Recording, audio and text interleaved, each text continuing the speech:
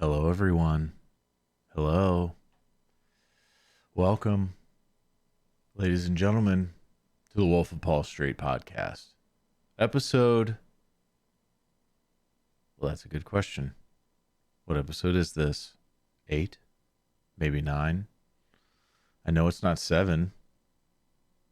It could be 7. But who really cares? Because clearly we're not doing it in any consistency whatsoever, and that's fine. Or is it fine? Maybe not. Maybe there should be some consistency with the episode releases. And there should be. And I'd like to do more. Sometimes I just don't have the time to do it. But tonight I do. And there's a few things that I want to talk about, or else I wouldn't be doing this episode. So the world every day is moving further and further into chaos. And it's all good. And we're probably on the brink of World War III. Who knows? Who really knows? But if you're looking for a good podcast, and this is not one that's unknown by any means, but I have enjoyed it immensely over the years. And if you like history at all, I highly recommend it. It's called Hardcore History, and it's been around for a long time, and you may have heard of it. And it's a single host, and he does an immense amount of research before he releases an episode. So they're not released very often because he goes in depth like you wouldn't believe. And his name's Dan Carlin, and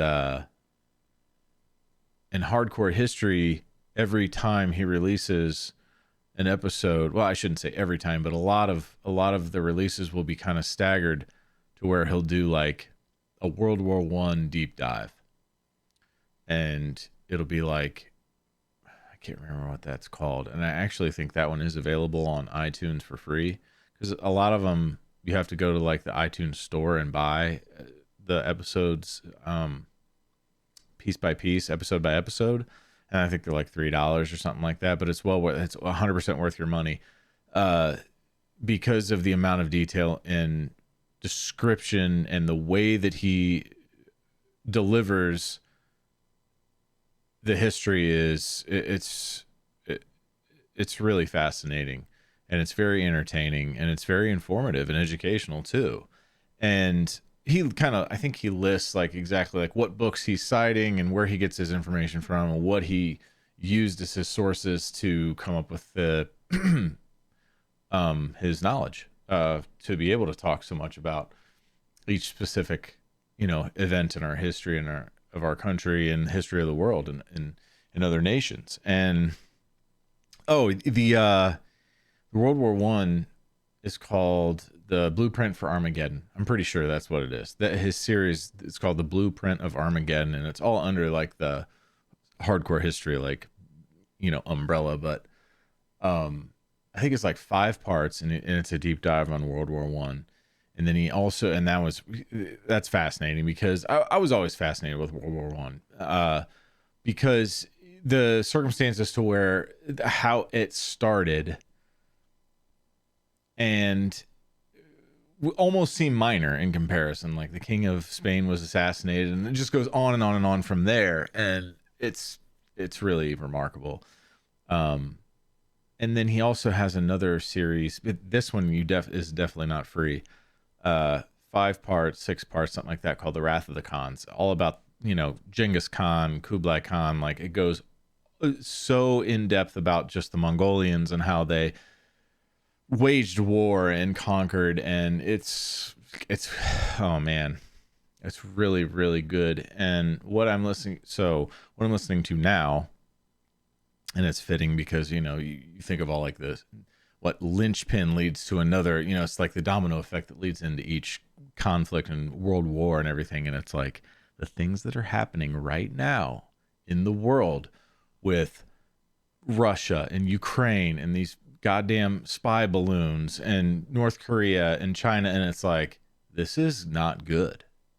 This is the little shit that builds and builds and builds and builds until it's like, well, that's a NATO country that he invaded and now we're obligated to do something, and bam, and it's just like, it's one day at a time before something like that happens.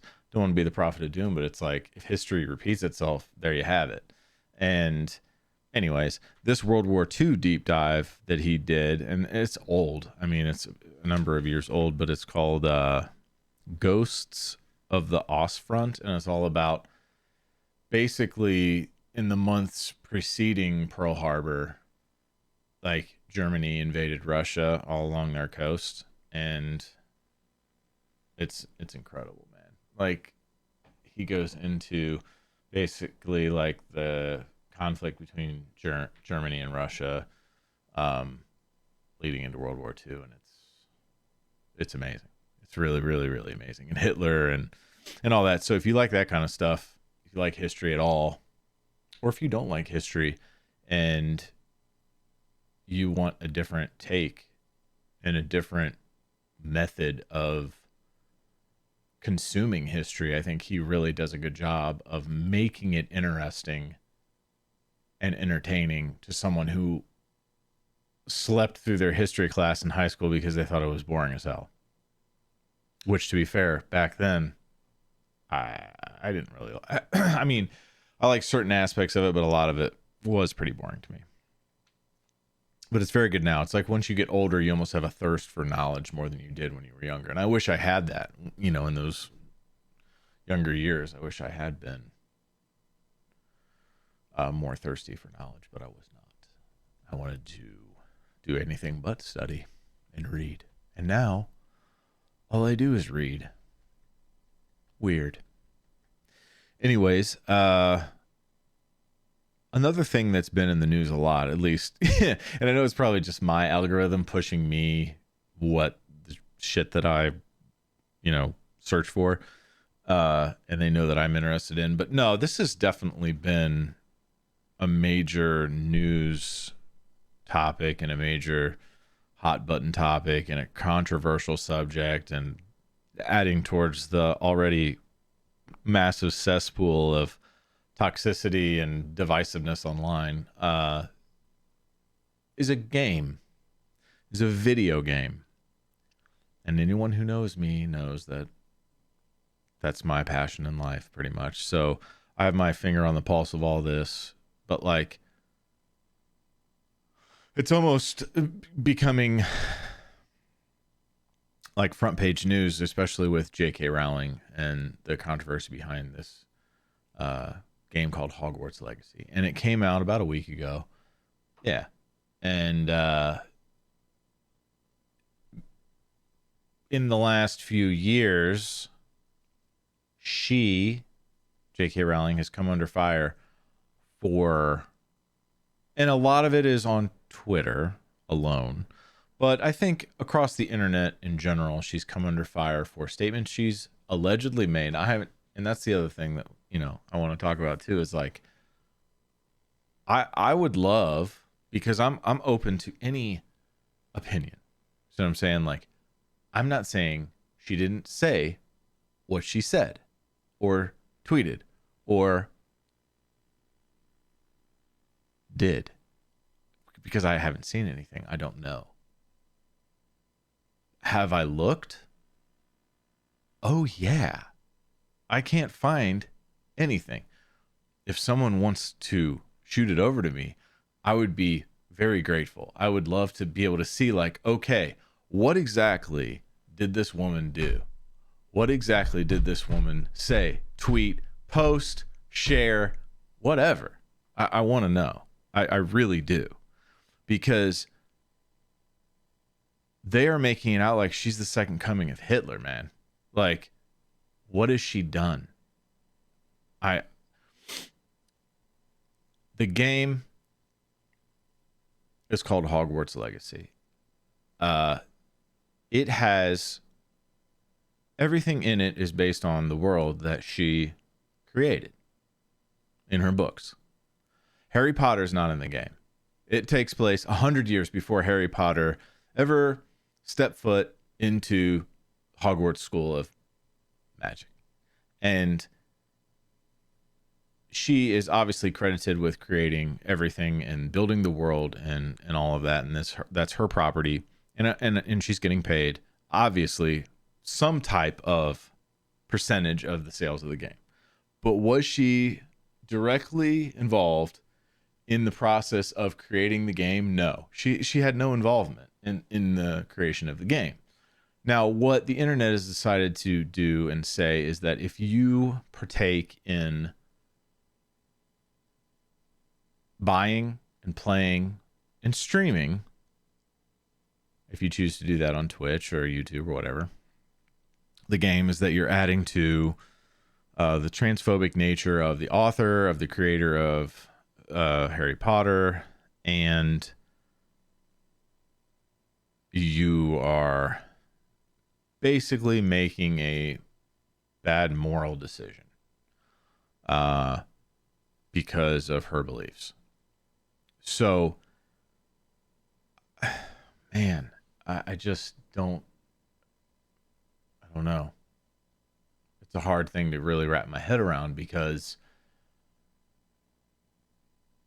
I don't know, even in this day and age, if you can have some type of ethical consumption in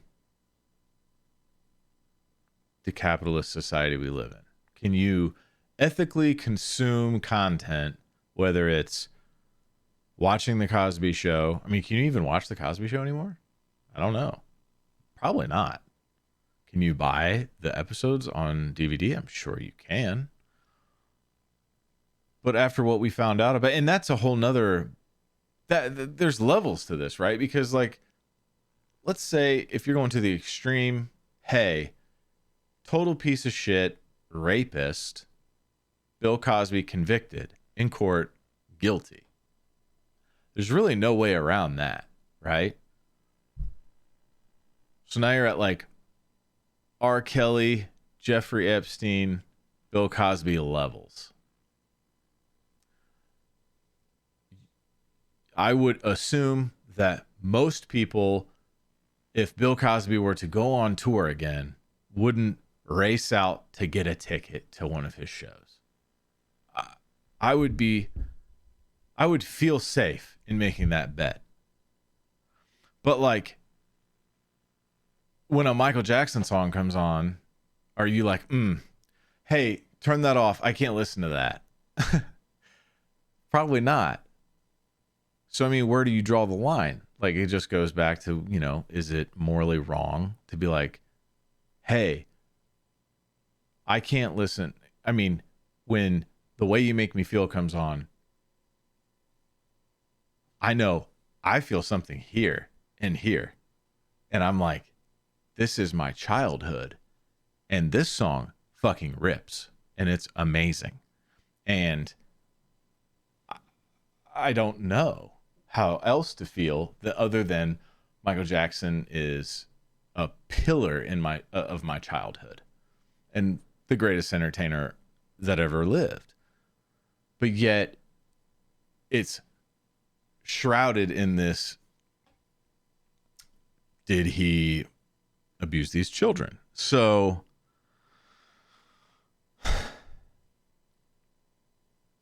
it sucks. And now you have J.K. Rowling mixed into this whole thing of, can you purchase this game and play it without having some type of guilty conscience over it? For me personally, I bought the game day one. I have over 30 hours in it. I'm not thinking twice while I'm playing it, because I know that I'm not transphobic at all. The fact that you buy the game and play it, in my mind, means nothing. It means nothing.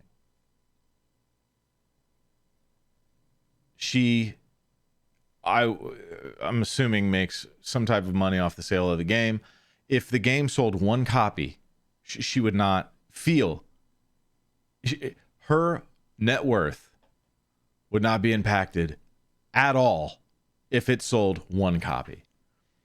It's probably going to sell 10 million copies. I would bet it would sell. It is going to sell more than that. Now, yeah, that's going to affect her. You know what I'm saying? Like, I'm sure she'll get some decent money for it. It is not going to make or break the fact that she's a billionaire with a B. Look up her net worth. It's in the billions, I'm sure. She's one of the most prolific authors. I think she may be the first billionaire writer ever. Add it all up. Theme parks, books, movies, merchandise, you name it, dude. The money she makes off this game is not going to change her lifestyle whatsoever. If it was boycotted into the ground, which is what the internet tried to do with it, she would not suffer at all. But do you know who would suffer? The studio that made the game. The developer that made the game.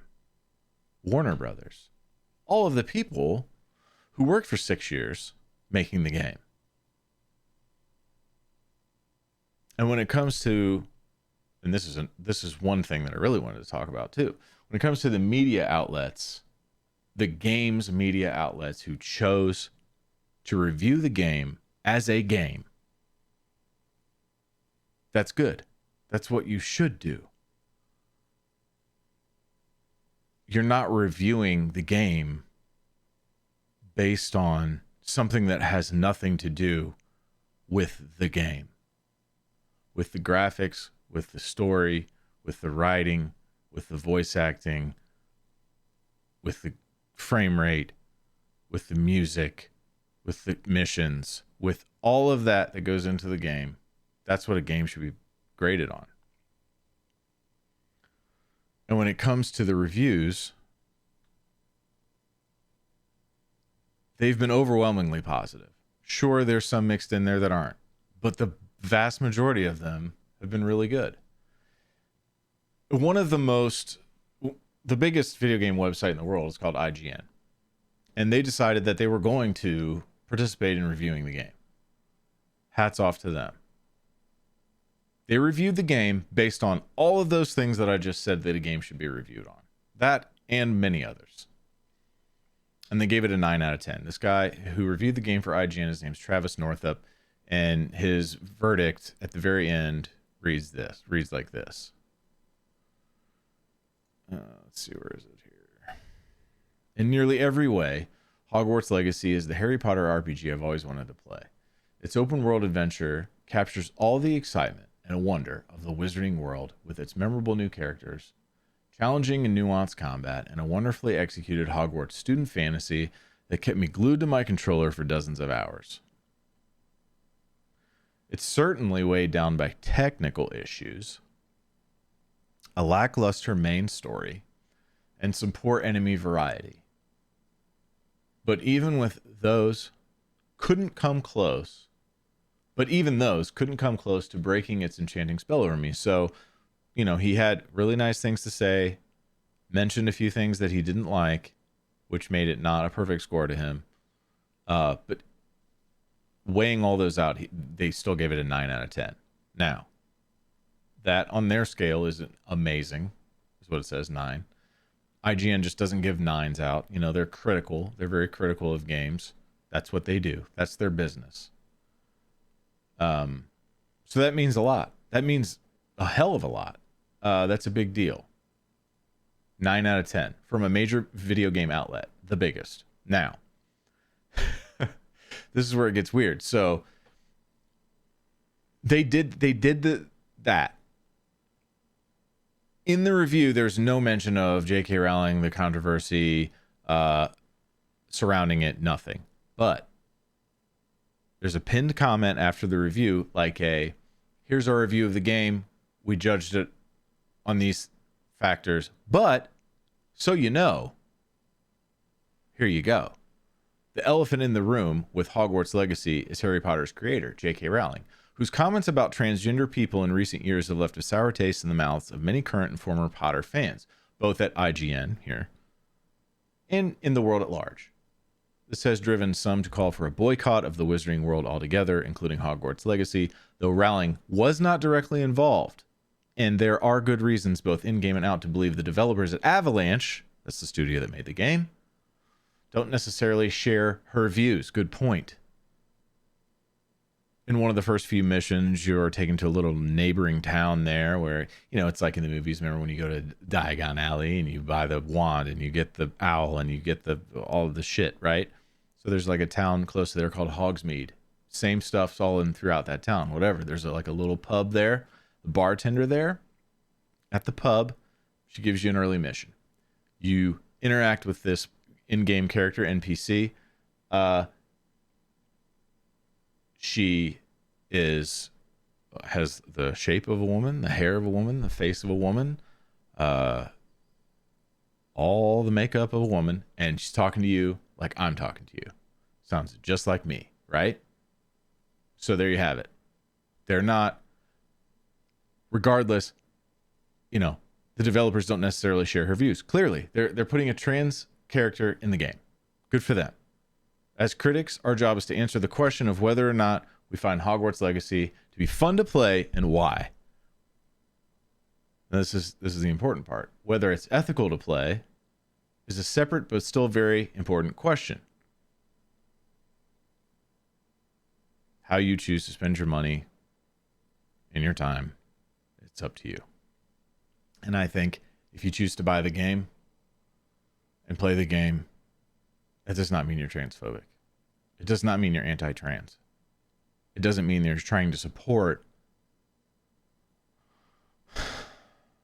someone in their endeavor to fire back at the trans community or degrade them or lessen their value. And in the same respect, if you in your heart and in your mind feel as if J.K. Rowling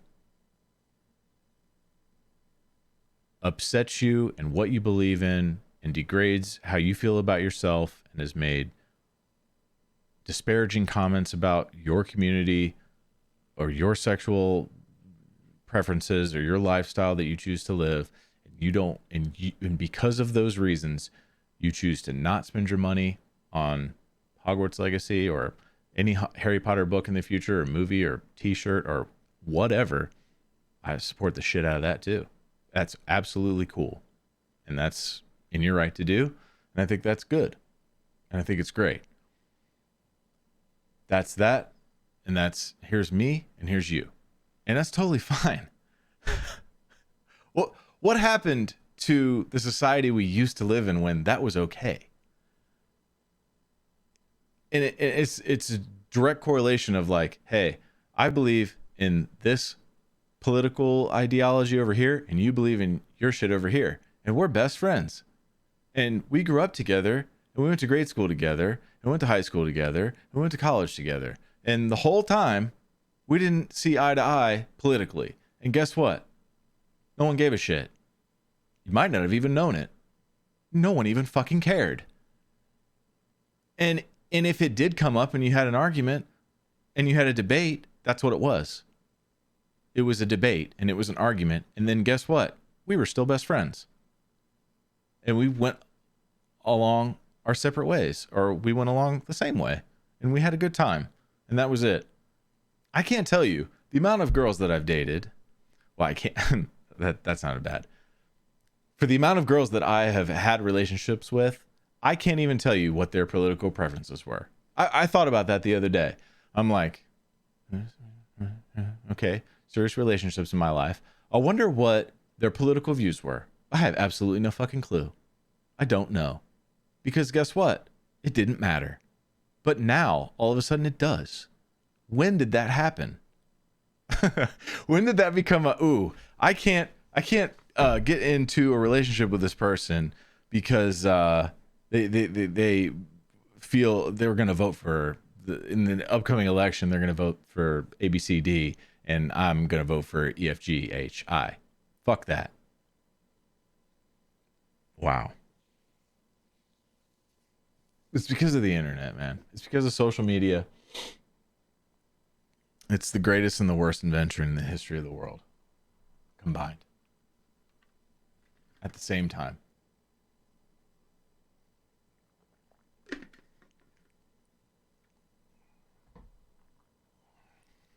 So, um,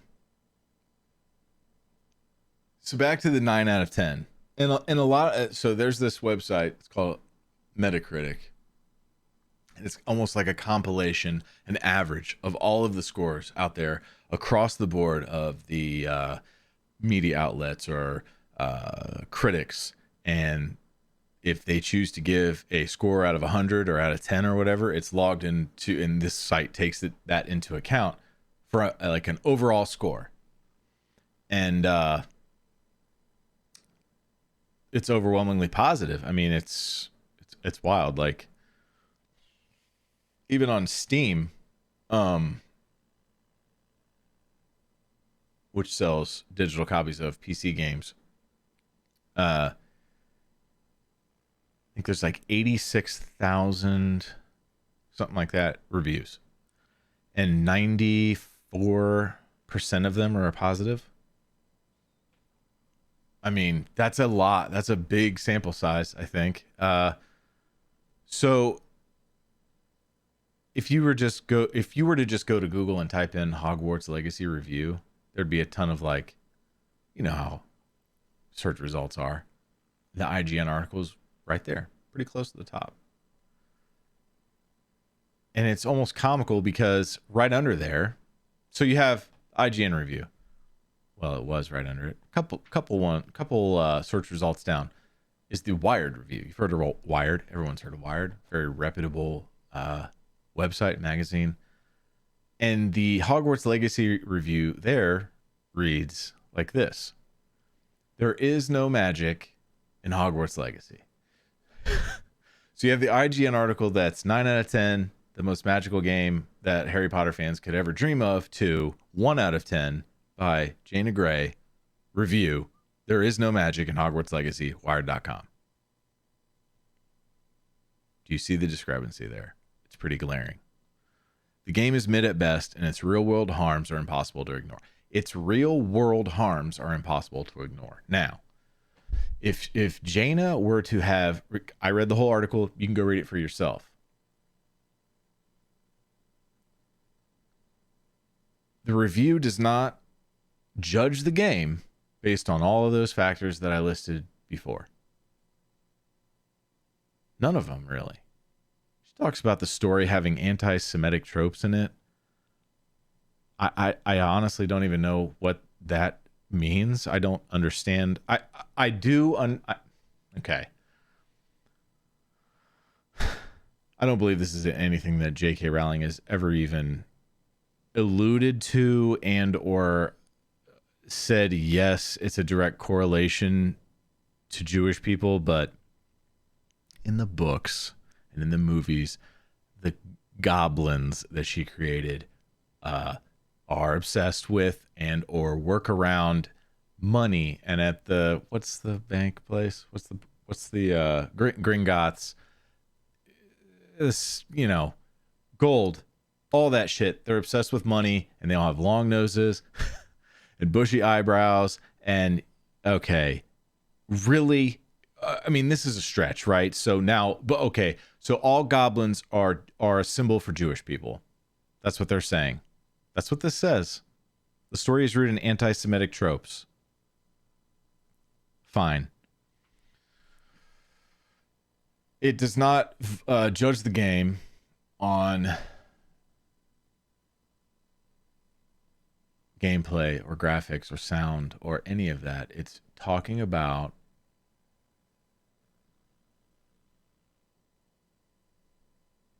how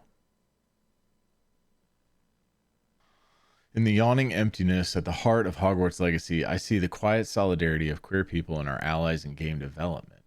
The people who just said no when the job offers came their way.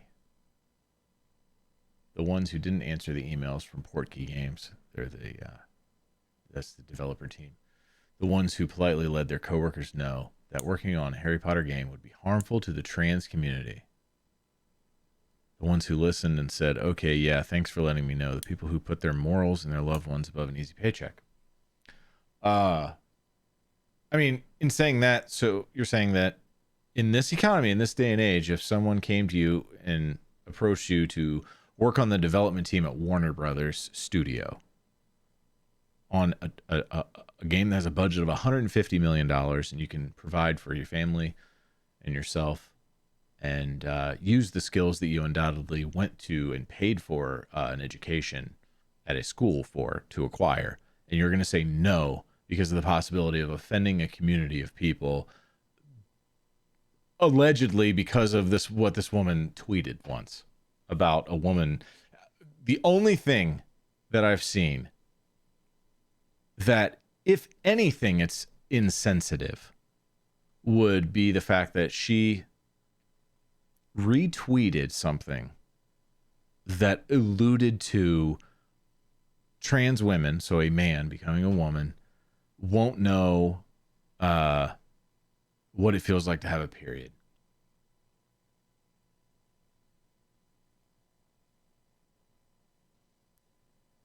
I mean, biologically, that is true, right? That's true. But she could have gone about saying that in, a more sensitive way. I certainly would never expect to have a period if I decided to become a woman someday. I wouldn't be able to give birth. Probably going to cut this part out because now we're getting into a little bit of shaky territory where people do feel like you can. I don't know. I don't know. I mean,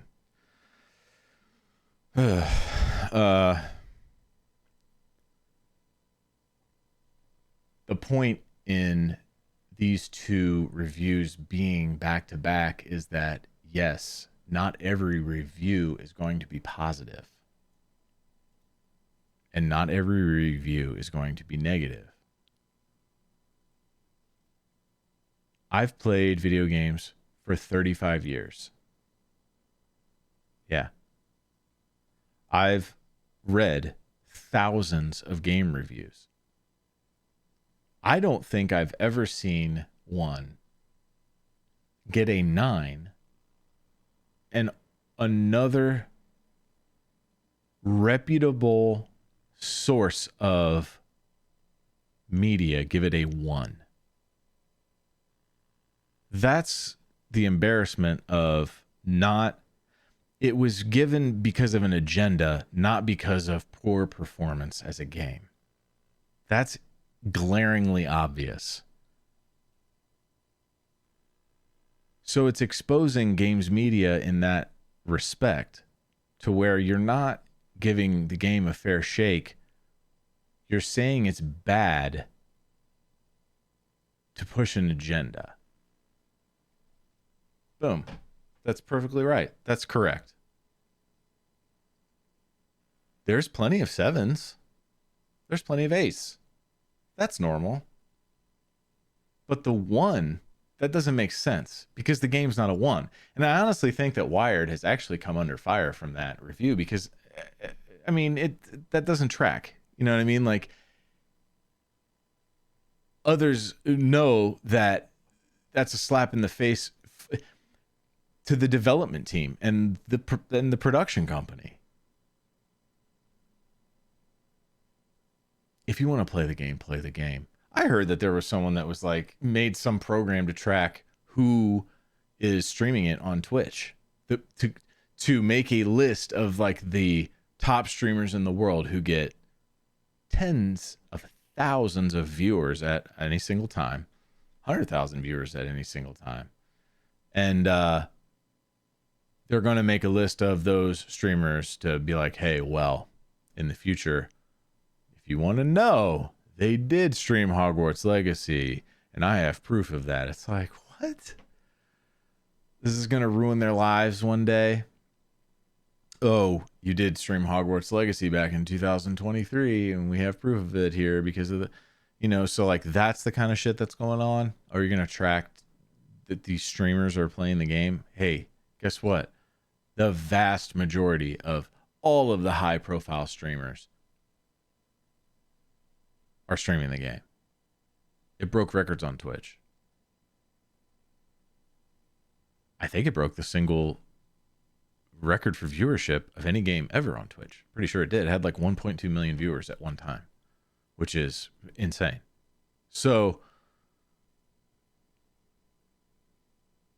if you're a games media outlet, and I watch a lot of them on YouTube, Patreon even, I'm a supporter, and you're choosing not to even say the name Hogwarts Legacy or talk about the game, and it's the number one game in the world, what does that say about your media outlet? What does that say about the people who fund you if it's a crowd-funded on a monthly basis and they want that kind of coverage and they're requesting that kind of coverage? Maybe they want to hear you say, maybe they want to hear you talk shit about it. That's a possibility. Not just ignore it completely. Maybe it's the other side of the coin. They're like, man, we'd really like to hear ABC talk about how Hogwarts Legacy's transphobic. But more than likely, they want to know about the game and what you guys think about the game because you're the professionals. And you're not doing it. A lot of games media outlets didn't get review a code. So leading up to the release of the game, they'll have a number of codes that are given out from the studio to IGN, to Wired, to whoever, you name it, dude. Game Informer, the big ones, okay? And they'll get a free copy of the game to play for 50 hours and write their review up. Whether it be good or bad, if the studio is confident in their product, they're going to assume that the review is going to be good, and they're going to roll the dice and be like, hey, let's give this code to Wired Magazine because they're going to give our game a fair shake. Well, guess what? That didn't happen this time. And they pretty much knew. There was some of them where they were going to not give their code out because the review outlet was talking shit the whole time for months and months and months about how they weren't even going to play the game. Well, that's not surprising why you didn't get a copy then, right? And what was hilarious about that was that some of them didn't have a review up when their review embargo lifted, and their, supporters are like, hey, where's the review? And they're like, we didn't get a copy. We don't know why we didn't get a copy. What do you mean you didn't know why you didn't get a free code? Because you said you weren't going to cover the game. Why should they give a code away when you were talking shit about the game for 6 months? For years preceding the release. I wouldn't have given you a copy if you weren't going to give my... Now, but see, here's the thing. And I brought this up to some friend of mine.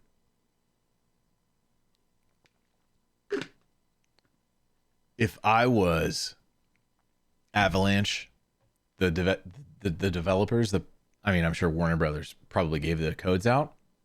I would have given them out to everybody. Because I would have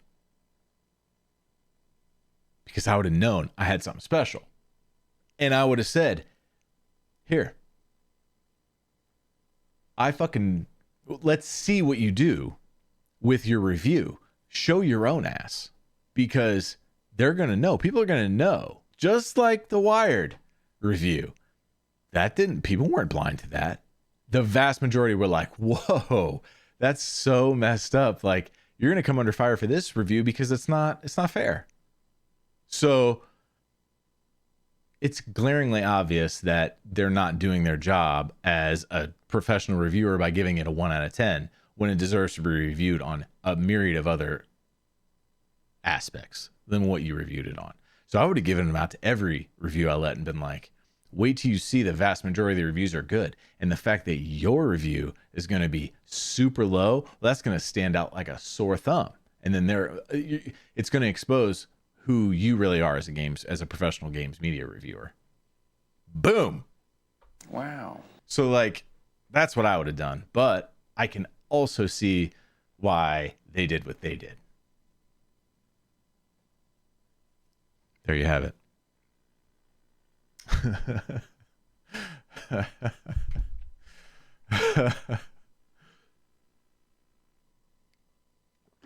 The game's amazing, by the way. I'm serious. If I had, I wish I did. I wish I would have taken my talents to games media. I would have loved to have written a review about the game. And maybe I would have put in a little side note in there like, hey, there's big time controversy surrounding it, and you should spend your money where you think it should be spent. And if you want to make this decision, that's up to you. Maybe I would have had a blurb about that. I don't know. But I would have given the game a review based on it being a game.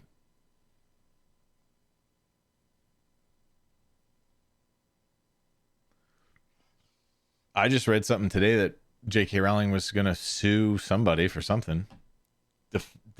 Defamatory statements, libel, slander, you name it. I don't know.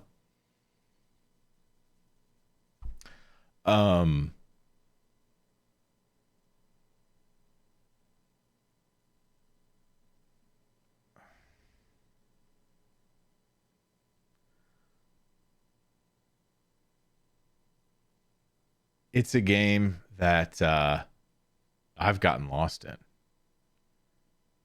I'll be honest, it's it's really good. And I'm shocked at actually how good. I'm actually shocked at how good it really is. The pressure that the studio had to have felt, beyond the fact that it's shrouded in all of this incredible divisive shit. They're making a game, a licensed game around a franchise of rabid fans, right? So you're talking about appealing to massive fan service in this game.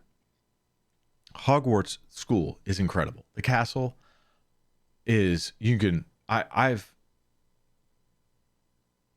got 35 hours in the game. I can't even tell you how much of the castle I haven't even seen yet. It's massive, and it's almost like a 1-to-1 recreation of it. It's unbelievable, and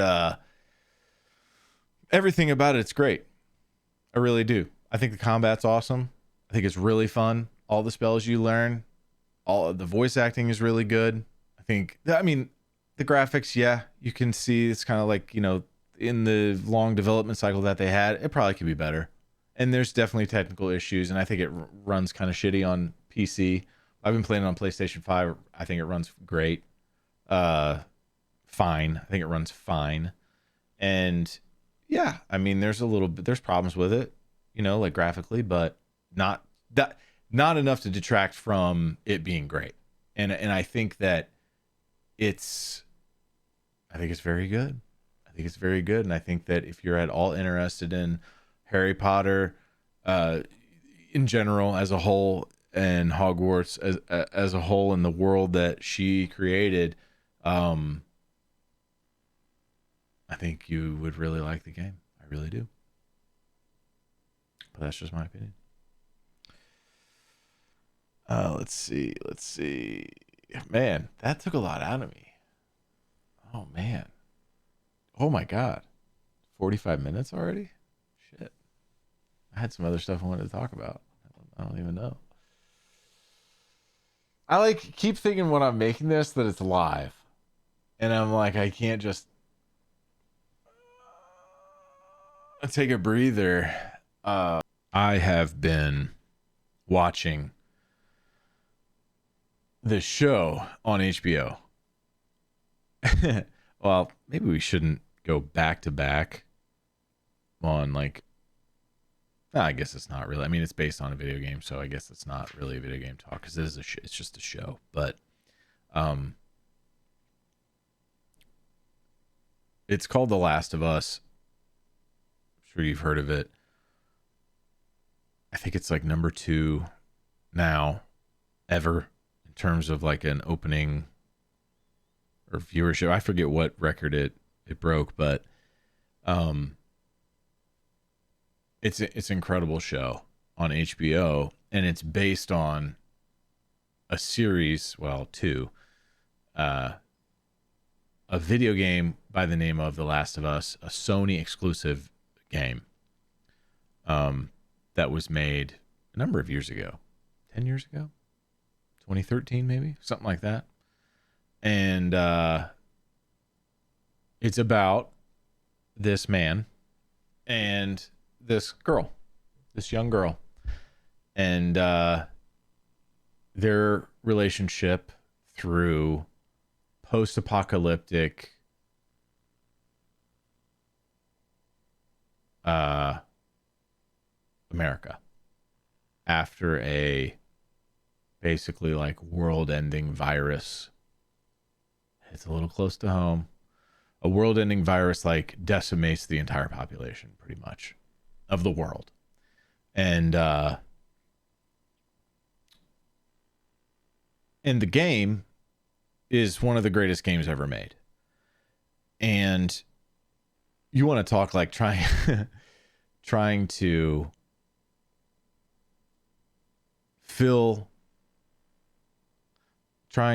make a game for fans of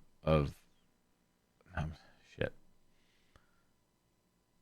The pressure that went into the director and producer and actors and writers of this show at adapting a show to a game. God damn it.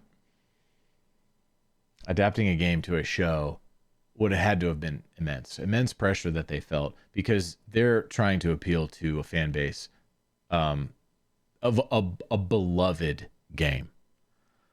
So I'm going into the show knowing everything. If they stick to the story beats of the game, I know it all. And it's still so riveting to watch this show. And it still makes you, I mean, one of the episodes I was crying after it, like bawling, right? I mean, it's very, very well done. I highly recommend to anyone, well, I mean, it's awfully graphic violence and it's pretty scary. I mean, it's in its own right. It's not like a horror show or anything, but it's unsettling for sure because there's like zombie-esque, you know, it's dark. And the actor who plays Joel is Pedro Pascal, and the actor who plays Ellie, the man and the woman in the show, the girl, is Bella Ramsey. Now, they're fantastic. Their chemistry that they have with one another is second to none, and it's just getting started. 5 episodes in, something like that, I think. Yeah. And the first 2 episodes were almost like a one-to-one recreation of the game. So true fans of the game were getting the most fan service you could possibly imagine. I watched the first one and I was I was so satisfied with the fact that they were staying true to the source material of the game and recreating it on screen flawlessly. I mean, it was crazy how it's like, look at her backpack compared to her backpack in the game and the pin that she has in her backpack. And when they walk past this building, look how the ivy hangs on this side and look at I mean, it was amazing. The detail that the director of each episode would have had to have given to make it. I mean, it was very, very well done. It is very, very well done. And then you get to the 3rd episode, and it takes it strays for the first time from source material. And at first I'm like, well, I don't like this. I don't like where this is going. And man, was I wrong, because that 3rd episode was probably the best episode yet of the season. It has been the best one up until 5. It's been the best one so far, I think. And it is about this man and his relationship with another man. And in the game, you have the guy, his name's Bill. You have him, but you never see the other guy. Well, I take that back. You do, but he's dead. And so they never really go into their relationship with one another romantic relationship that they have with one another in the game. It's implied, and it's kind of like revealed that they were partners, and their relationship was just tumultuous, and it ended horribly. So, and they don't. That is not at all what they did in this episode of the show. But what they did do was far and superior to the story in the game, and they kind of took the wheel and took liberties with the story and just did and really knocked it out of the park. And I was sobbing like a bitch. I mean, it's just really, really emotional and well done. And man, I mean, if you have HBO Max, there's nothing else you should be watching right now.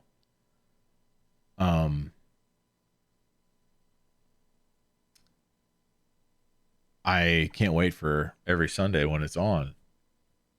And I know how it's going to end. I'm sure. Well, I mean, and that's another thing, since that episode, they've really came back and just got right on the track, back right on it, and is full steam ahead to this exact same story, exact same beats, all that shit. In this past episode, they introduced 2 more characters that were in the game, a little bit different, like things that they kind of tweaked, with those characters and their physical attributes and characteristics and stuff, which is actually really cool, and I think they did a good job with that. But all in all, like, everything is super close to what it was in the game, and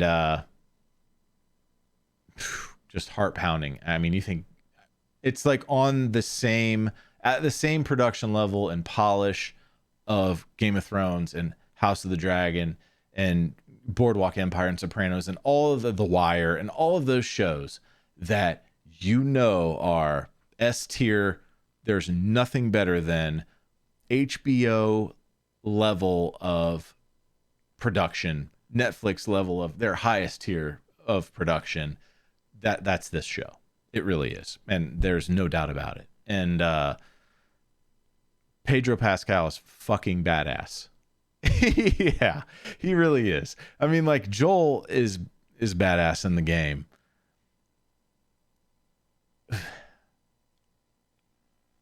And he has a perfect representation of that, and so is Ellie in her own right, and Bella Ramsey, and they were both in Game of Thrones, which I think is a little bit of trivia. It's really cool. But so they were in Game of Thrones together, not like, I don't even know if they filmed at the same time, but they were both in Game of Thrones, and now they're in this show, and man, they're just so good. And that's another thing too, and not to give anything away, but it's like, Joel's not a very good guy. He's not a good guy. So it's like, that character arc, we're going to see where that goes, and it's just going to be so exciting to see if they stick to exactly what happens in the game. I don't think people are ready for season 2. I don't know if they're going to do season 2 like they have in the game. Oh my god, if you don't know. Like, I've talked to some friends of mine from college, and they don't know what's going to happen. They just have broad strokes. They just know general shit. And I'm like, okay. Yeah, well, buckle up,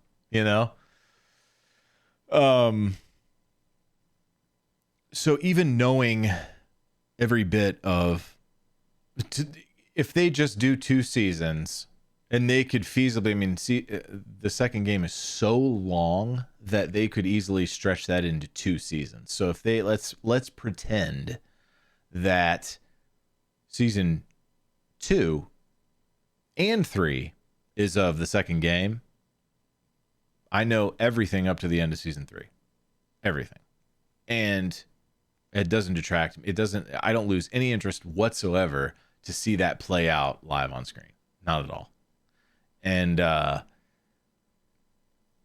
man, it's really good. Highly recommend it. I'll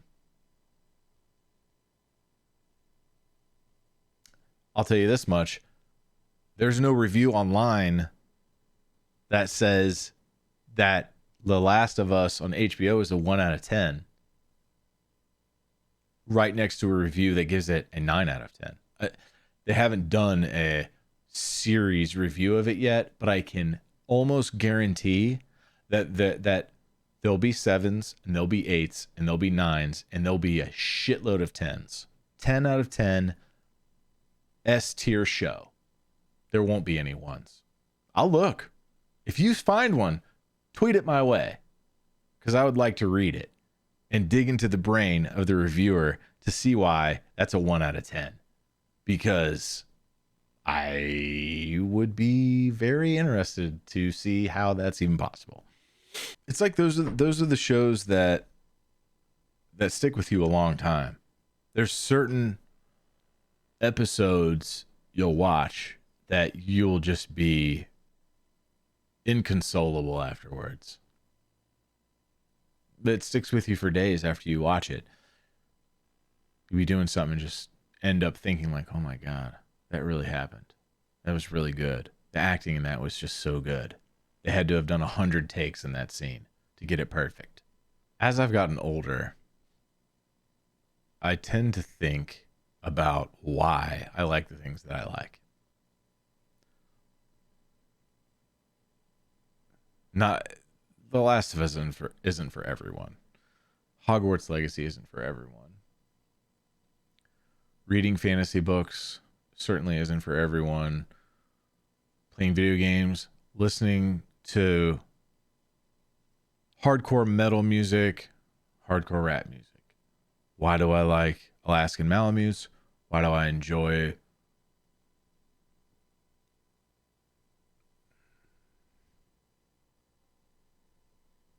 anime? And you think like, what shaped you for your likes? What shaped you for your sexual preferences, like what you enjoy? What shaped you for what your hobbies are? What you like to do, what you're good at, what appeals to you? You know, and it's like, I thought about those formative years when you're super influenced by things, and when you're like a sponge, and when the first time you see something that just takes your breath away, I think that sticks with you for a long time. I really do. And I thought about, well, I mean, this isn't a new movie, but the Batman movie with Robert Pattinson when he's Batman. That's not for everybody. And there's a ton of hardcore Batman fans that did not like the movie. They didn't like emo Batman. They thought Robert Pattinson was a wuss. I personally thought it was really well done as a movie. I thought the movie was really good. Zoe Kravitz, I mean, wow. Colin Farrell did amazing. Like, I thought Robert Pattinson was a good Batman. I hope they make more with him. I mean, I think they already have announced that they are going to make another one, but yeah, it was a different feel for him. It was a different feel for Batman. But it's just beside the point. I didn't want to talk about the movie, but there's a song in the movie by Nirvana. And it's almost like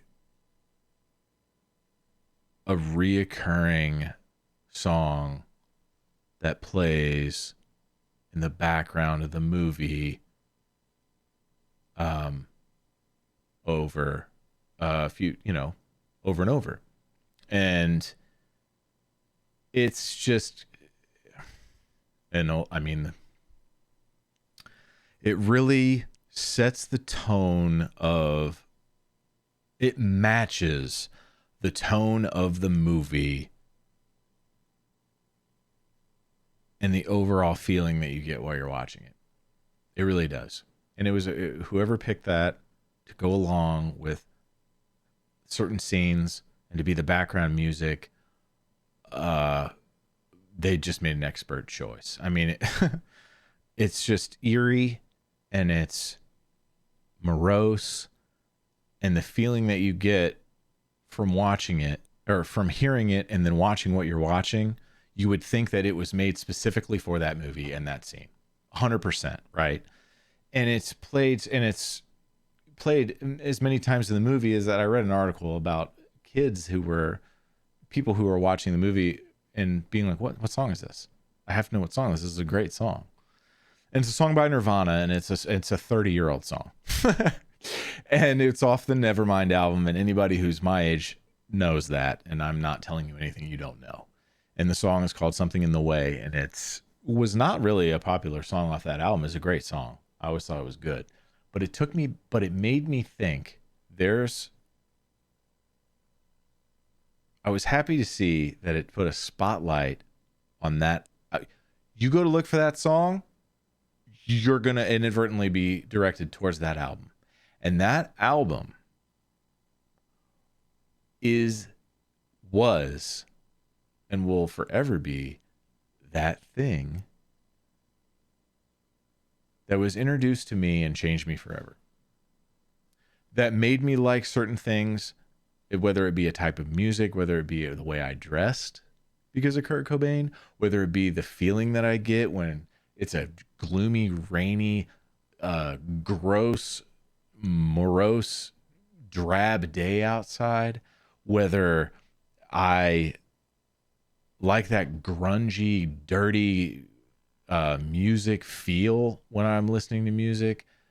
Because the very first time when what was 1991? So I think I was 10, 11, 12 years old. The very first time, and think how impressionable you are at that age.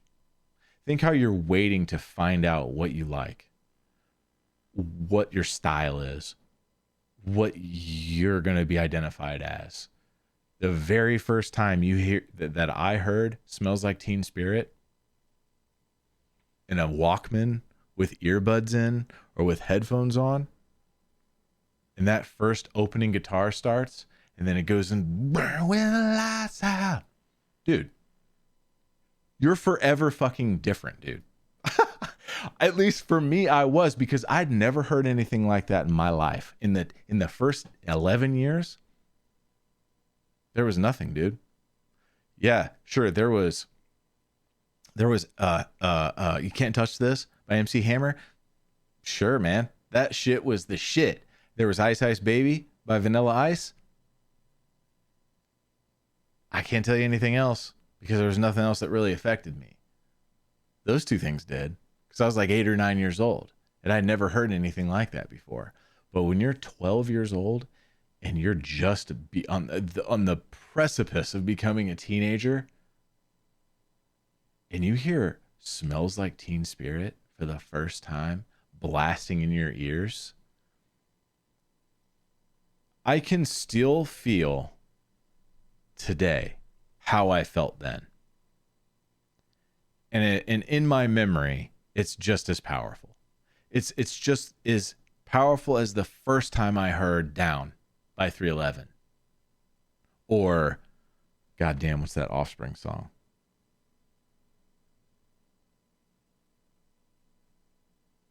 You gotta keep them separated. That song. All around the same time. The music in the early 90s was unbelievable, dude. And so was the rap music. First time you heard Tupac, All Eyes on Me, done. That was it. And it's almost like you knew when you heard it, oh, this is the greatest rap album ever. There's nothing will ever come out in my lifetime that's going to hold a candle to this. It's not possible. So when those kids, and I'm happy that they get to go and be like, Nirvana, what the fuck's this? And it's like you see those, there's like, you go to YouTube and you see like, you go to YouTube and type in Nirvana Nevermind or Nirvana Smells Like Teen Spirit, and there'll be people on there that are like, first time reaction is like a huge thing, right? Watch my reaction to listening to Tool for the first time. Watch my reaction to listening to Guns N' Roses for the first time. So they'll have people on there. It's like, I've never heard. What's this Nevermind album? Apparently it was big in 91. So I'm gonna give her the lead singer's dead. What's his name? So they have no idea. So they're like, we're gonna listen to this. 18 years old, right? And they're like, okay, Let's see what this is all about. And they give their reaction. Now, half the time you're like, this is totally, he's just acting. But I mean, it makes you think, at least I think, like, how have you never heard this? Of course, well, you know why I've never heard it. It came out it came out 30 years ago. They weren't even born yet. And then I think, wow, you're old as shit. But the reaction that they have seems so genuine that they probably aren't. They probably aren't acting. And they look amazed. And it's the same reaction that I had when I heard it when I'm 12. And I'm in 6th grade, and I'm just like, songs over, you start it over again. Songs over, you run it back and start and listen to it again and again and again and again and again, because you're like, I can't get enough of this. That's great, and that whole album is really, really good. And I'm glad that kids nowadays, impressionable young kids, are listening to that for the very first time. And maybe it'll affect them the same way it affected me. And I read an article. This is a good time to bring this up. I mean, this was years ago, actually. I wonder if I can find this again.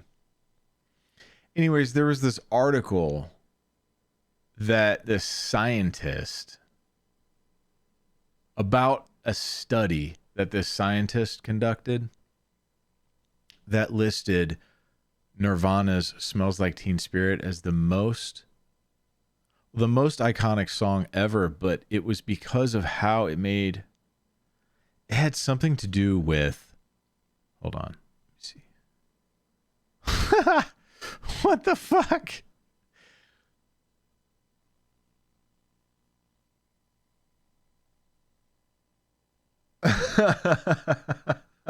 Okay, that's not what I'm looking for. That's about like spraying the article is called Smells Like, this is not what I'm looking for. The article is called Smells Like Teen Spirit, How Retailers Can Utilize Sensory Stimuli to Create an Appealing Customer Environment. It almost gives me PTSD because I used to manage an Abercrombie and Fitch, and the regional manager would come in and ask us to spray the clothes with cologne. By the way, if you've ever taken like your kids in there and you get a headache because it was so overpowering and the music was blasting and it smelled like someone sprayed a cologne bottle 1,000 times throughout the store, it's because that's exactly what happened. We were told to spray all the clothes with the cologne. We had to, and we did a lot. And we were told to keep the music blasting. It's kind of stupid.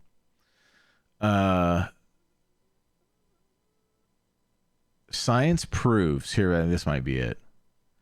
It's official. Science proves Smells Like Teen Spirit is the most iconic song ever. A new study for Fiat confirms what you've been suspecting since, I don't know why it says 92. Top brass of Fiat wanted a song for the car's. Okay, cool. So the brand commissioned a scientific study, and voila, it turns out that Nirvana smells like Teen Spirit. Let's see. Hang on.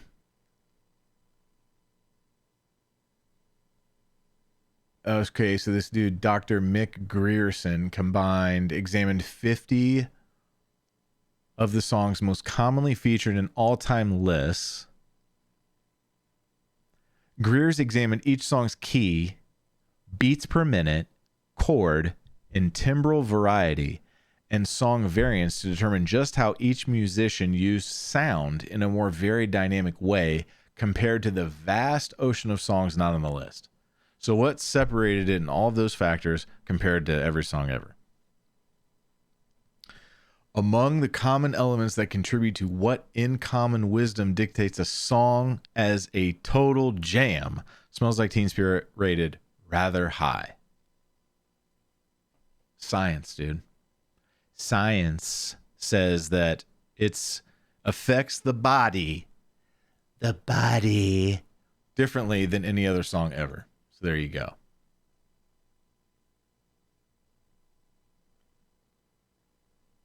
There you go.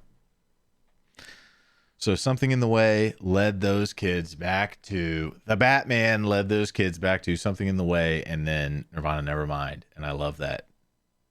And I think honestly it was like a trending album for a number of weeks or whatever, just purely because of the movie. Go watch the movie. It's good, dude. Who cares that he's emo Batman? He's emo Batman. And he does a good job. And he's a badass. He's still badass.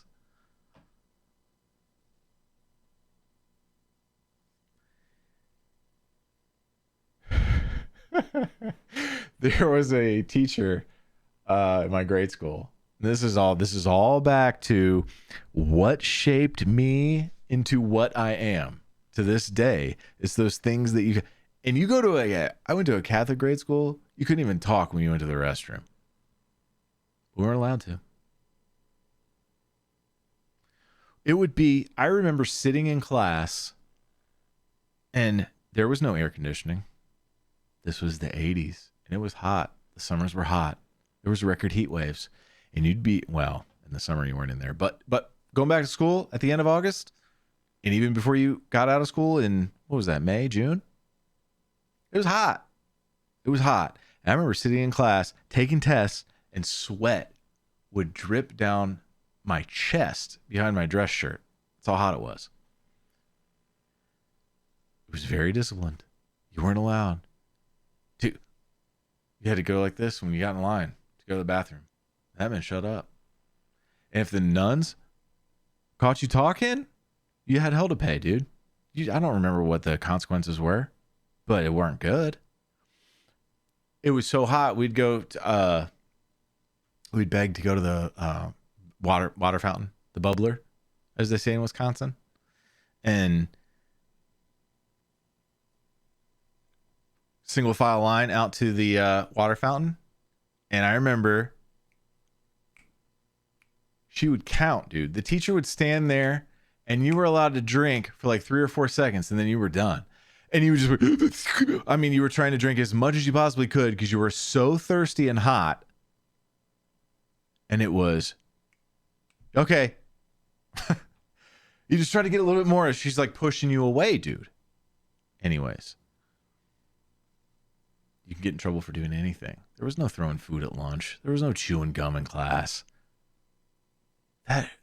You were terrified of these teachers. And in fourth grade or fifth grade, there was a teacher that we had who had absolutely no business being a teacher there. Because now this is 35 years ago, or 30 years ago. I don't know. But then I had never seen anything like this in my life.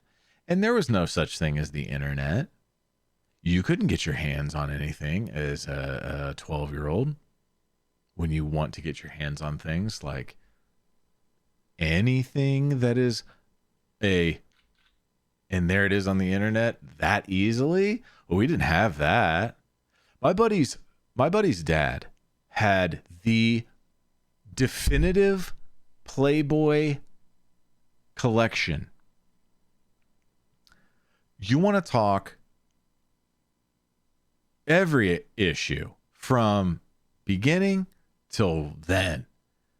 And I can remember to this day sitting there in the Anna Nicole Smith issue. One of the most iconic spreads ever in Playboy. I had that. I saw that. And what year was that? What year was that? Hold on. Well, you can get it for $30. That was it right there. I'll never forget the cover. Or was that one? No. 94. I'm pretty sure that's it. She was in the magazine a number of times. Ooh, or was that it? Oh my God. No, I would remember it. And that cover, I remember.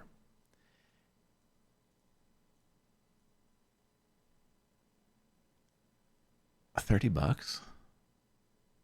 I was 16. Anyways. You see that, was it? I would have been 13. Yeah. 13 years old. You see something like that? That stays here and here. Forever.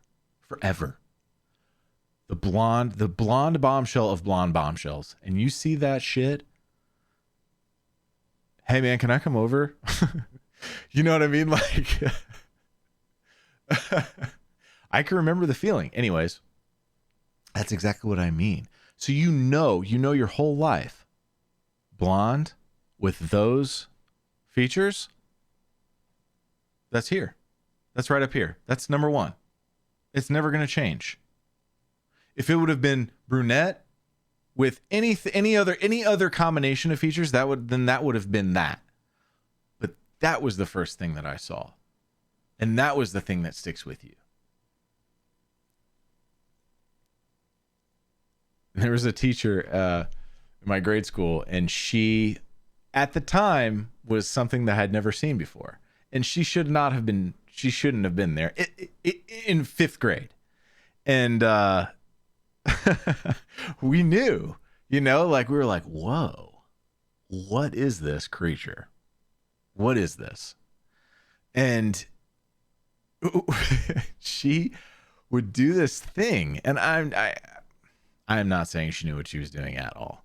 It was totally something that was just, she had no clue. But I used to say to whoever was sitting in front of me, be like, hey, ask her a question about your shit. And he would be like, I don't have a question. I'll make it up. And Miss, I don't even remember what her name was. Can you, I have a question about number 6. Can you tell me what, and dude, she would come over to his desk or whoever, right? But I wanted him to do it because I was behind him, right? I'm working on my own number 6. Little does she know, I'm not looking down, I'm looking straight ahead, because she would bend over to, like, come down to his level and be like, yeah. Okay, so here's what this is. And I'm just like, it was like looking into the sun, dude. And I knew forever, I'm like, well, chalk it up. Done. How old is she? 40 something? Probably. Hot. That's it. Can't explain it, but there it is. She was probably like 25. I have no idea. But it was... we all did that. We all did it. The guy behind me. Ask her something. All right. And if you're the one doing the question, you can't be caught looking. You have to be like, eye contact. Yep. Okay. Yeah. Uh-huh. Right. Yep. Thank you. Then when she leaves, turn on. That guy's like, thank you.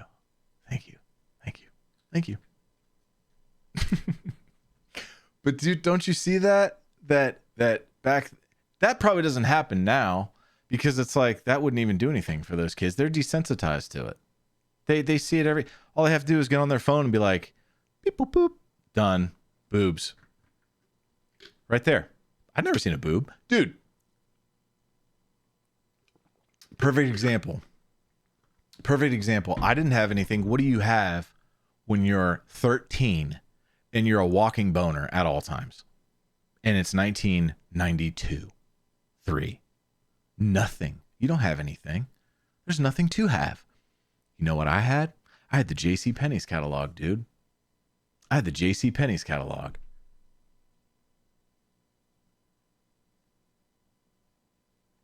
My mom didn't know that there was a lingerie section in there.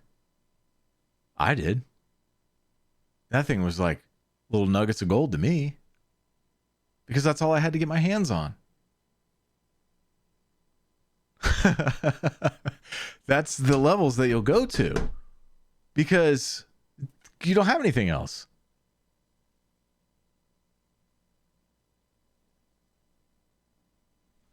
That's so funny.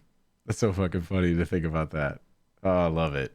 Hey, It's been an hour and a half almost, and I'm sure this will be edited a little bit, but I just like to say that I had a lot of fun making this, and I think that I'm going to do this again soon. What time is it? Wow, it's 8:30. I should probably feed my dog. If you're listening to this, thank you very much for listening and watching. What I want to say is I'm going to upload more often, and I'm going to get guests on the program. Some of my fraternity brothers. Hopefully, we can do like a Discord call and I'll record it, and that would be hilarious. Because that would be a really good episode. It would be funny, and we'll come up with a list of topics about some of the crazy adventures that we had in college. And I don't think I've ever told those stories on here, so that'll be worth it.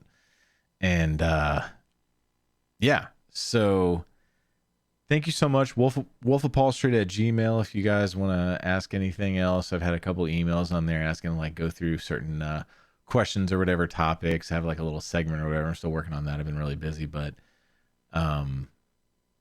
yeah, it's been a lot of fun, and thank you guys a lot, and I really appreciate it. And this is almost just, if anything, therapeutic for me, and that's all that matters. Bye.